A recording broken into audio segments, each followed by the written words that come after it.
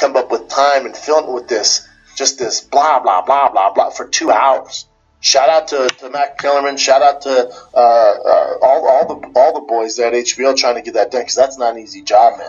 That was a nightmare. But also, when you have an undercard of that degree and you know most guys are outclassed in that, the undercard was designed for this.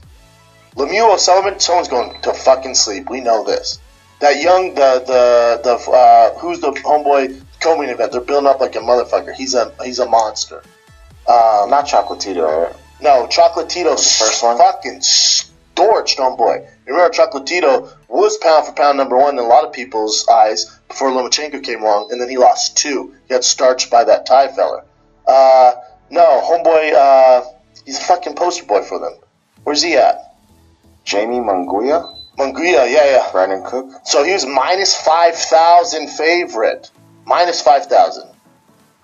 Chocolatito, minus 1,200. Then David Lemieux was supposed to be a close fight, but with those guys fighting style, you knew it was going to go past the first or second round.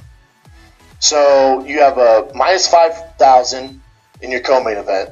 You have David Lemieux versus Gary O'Sullivan before that, which you know they bite down and knock each other out. Then you have, I think they were banking on Chocolatito going 12 rounds.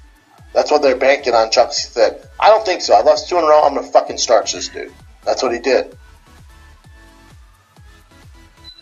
Those guys feeling 2 hours, man, of just free time. They're like, oh shit, what are we going to do? David Lemieux might have knockout of the year. That was vicious. Vicious. Great undercard, though. However, it was ruined by the 2-hour delay of complete bullshit. Complete bullshit. So here's how I scored the fight. So I'm just looking at it now. These lights are fucking my eyes so bad. I have like a prism in my right eye from it. They're never this bright. I have one question for fight fans all over the world. Okay, this was also discussed on the Breakfast Club. Shout out to Charlemagne the God, DJ Envy, and the lovely Angela Yee, the Triple G, and Canelo too. I want to know one thing. How does Canelo feel about all of this? Especially the first fight. He knows he lost it. His team knows he lost it. If you watch the 24/7 episodes of, I think it's 24/7, where they follow Canelo and Golovkin, Canelo's trainers are so touched by the first outcome of the fight that they're the ones that started insulting Gennady. Gennady wasn't necessarily insulting Canelo. He was just reinforcing the fact that he won that fight, right?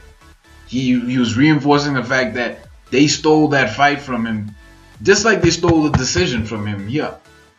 Now, I'm not stating that he won the second fight. The second fight, wholeheartedly, as honestly as I can be, that was a draw. That was easily a draw. Why? It was hard to pick a winner, man. Triple G had way more punches than Canelo, but Canelo's pressure dictated the whole energy of the fight. It's like finding a clone of Cain Velasquez and getting him to fight, getting the original Cain Velasquez to fight the clone. That's going to be a very, very tough fight for both men. It's like getting Daniel Cormier to fight Cain Velasquez. They literally the same fighter, man. It's not going to be easy for either man. To just chalk up Triple G's performance to a loss and Canelo's performance to a win, I don't think you're doing the first fight a disservice, in my opinion. Oh, first round, just due to the jabs, the output, even though Canelo's going forward, I give it to Triple G. Second round, Canelo started to land some bigger shots, even though he got out-jabbed. He was landing hooks and body shots. I gave it to Canelo. Third round, again, body shots. He's starting to take over more, being the aggressor, even though he's getting out-jabbed.